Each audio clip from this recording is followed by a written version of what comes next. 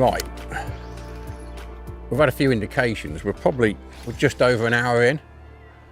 And I've had indications, probably like 7 or 8 indications, so I've known it's not devoid, but I've not been able to get one. I've tried a couple of different things, putting one in on the surface, then chucking over the top and waiting. I've tried a little tiny window, and I've just gone back to what I started on. I had an indication again last chuck, and then it's gone round this chuck on 3.5 minutes.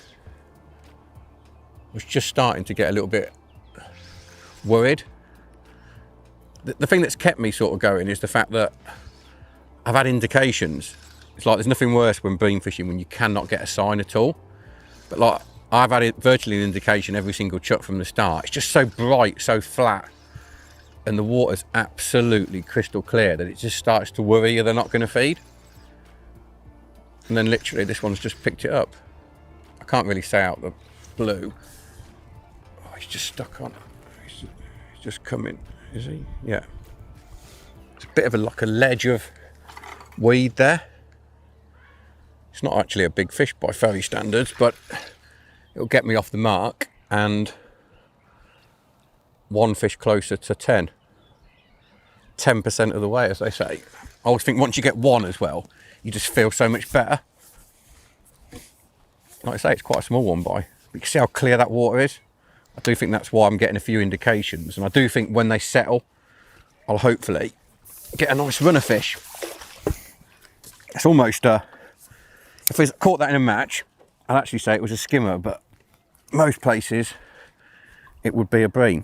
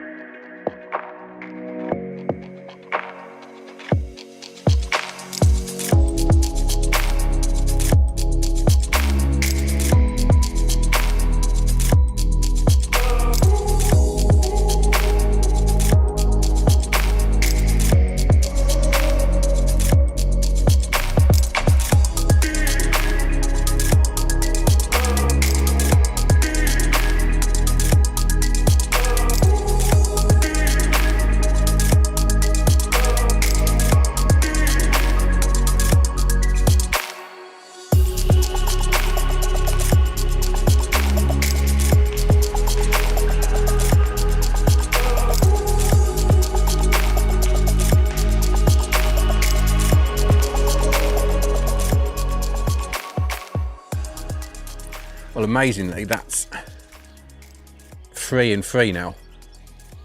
Not doing anything different. Bite time for all 3 has been exactly the same, between 3 and 5 minutes. Just sticking on that. They definitely get a little bit stuck there. There must be a big bank of weed. But with that running paternoster, I just feel because it's not a fixed rig, the feeder moves in the weed and they just come through. This one's just got a little, I can just feel it getting stuck now. It's just still moving though. Weird thing is it's not actually, yeah, it's coming, here it comes. Got it moving. Well, it's a little bit bigger. Not as big as that last one though, I don't think. But it's definitely not a bad one. Like I said, I've not done anything different. I made a few changes early on but when I was getting indications, but now I'm actually getting no indications, which is often the best way at ferry. No indications and you get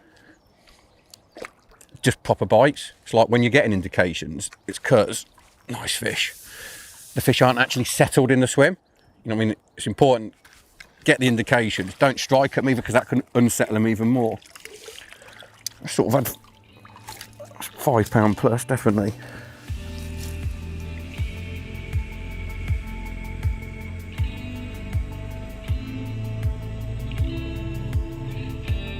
Right, I'm going to casting position. I like 4 to 6 turns of the leader on the reel.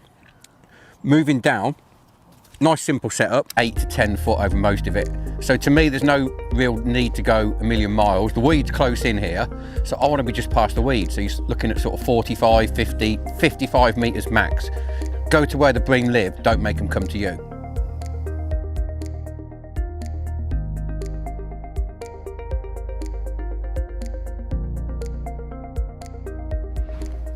Well, we just had a dead spell. When I say a dead spell, I've done 4 quick fish. I've just had 3 casts where I've had a couple of little indications, but it's not gone, as though something's unsettled them. So I've just took off the 35 gram slimline and put the smallest window, the extra small window on.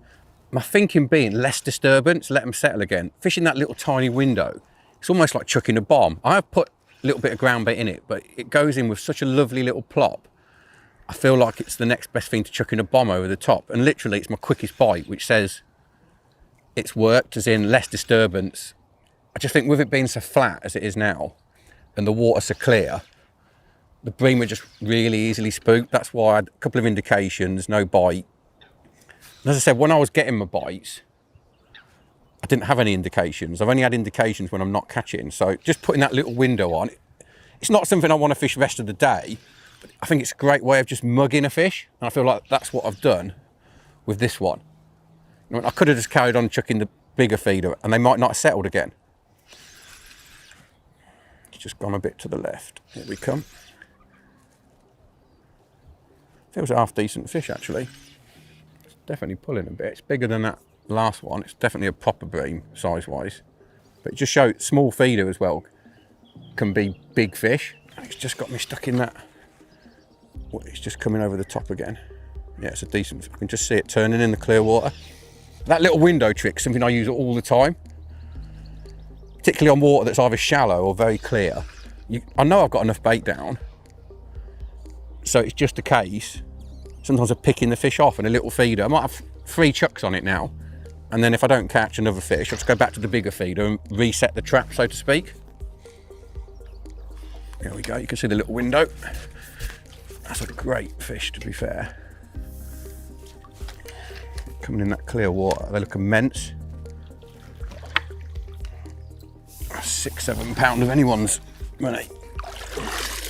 Probably bigger actually, I reckon that's not far off 8. So there you go, that's number 5. And if there was any doubt about number 4, there's no doubt about that one, and I think that makes up for it. I reckon that's every ounce £8. A proper breeze block of a ferry bream. Let's slip him back and go for number 6.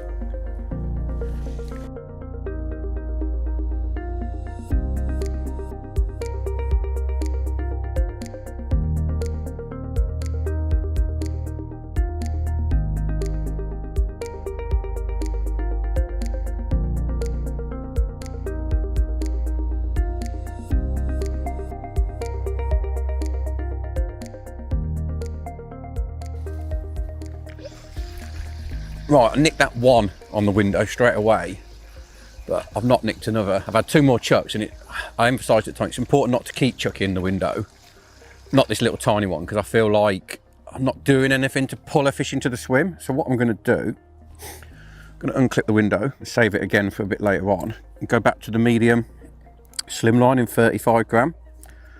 But to try and make something happen and try and just pull a fish, I'm just going to slop the ground bait up a bit.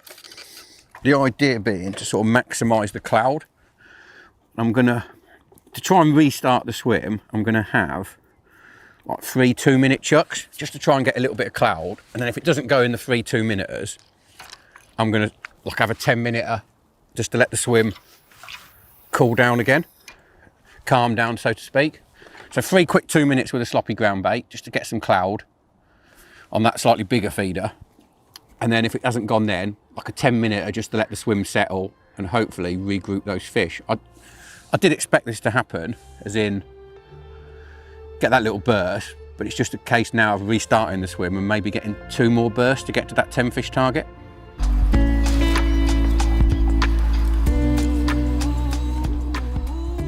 Right, we're 20 minutes after refeeding, and I've just chucked the little tiny window back over the top of those 3 feeders, and I've got one. Whether I'd have caught it anyway, we'll never know, but it's putting those 3 in certainly hasn't done any harm. I'm on the longer hook length as well. My thinking being, water's crystal clear, they might not want to come too close to the feeder, so I'm on that little tiny window. I just filled it full of neat ground bait. It's really important to keep varying up what you put through.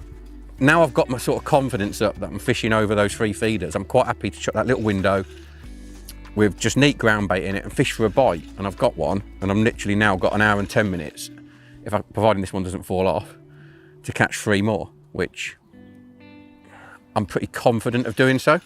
I'm not saying it's going to be easy and it might go to the wire, but I think there's every chance. I just think today is a classic example of having to mix things up to keep bites coming. Maybe take an odd gamble as well. And also the fact is, when the water's clear, chucking big feeders in all the time is just not the one, particularly when it's as calm as it's been today. I almost feel like you could put a load of bait in and then just chuck like the little tiny window all over it. Doesn't look a massive fish, but it's a bream. When you consider the conditions not being fun, it's amazing that we're even catching. There we go. There's number 7. Not bad, and probably 4.5, 5 pound. A little bit of a old warrior type after spawning.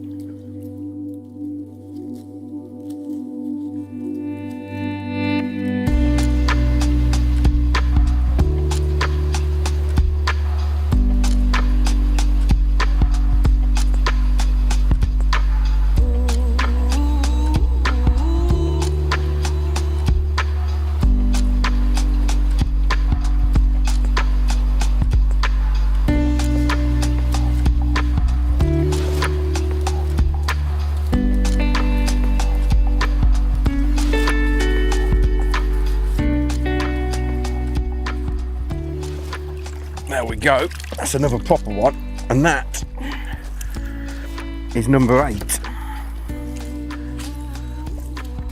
Let's see if we can pop the hook out. Every one has been so well hooked. Just hold him up.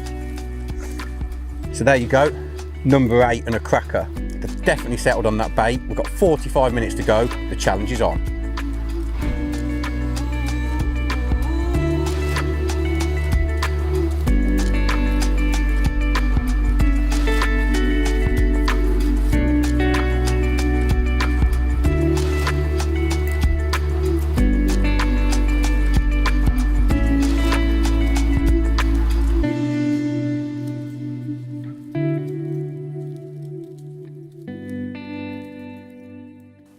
And there's number 9.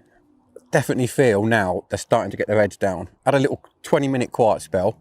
Just put one in full of pellet, followed it in, and it's gone around within 2 minutes with this beauty. So number 9, 1 to go.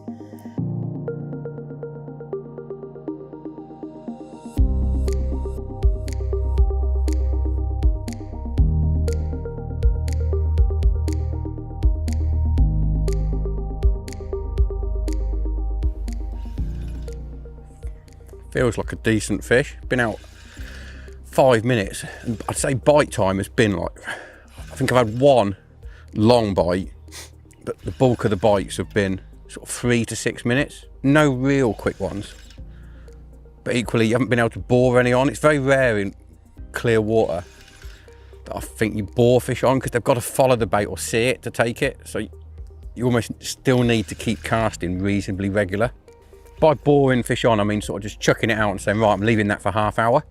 Problem is, I almost feel like the longer it's on the bottom, the less chance fish can find it. What you can do if you want a long chuck, and what I've been doing today, 2 quick chucks to get some cloud, get a bit of scent in the water, and then a long chuck.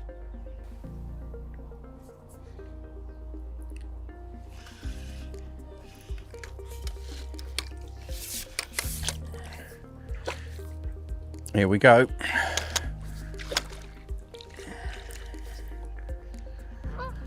And it's mission accomplished.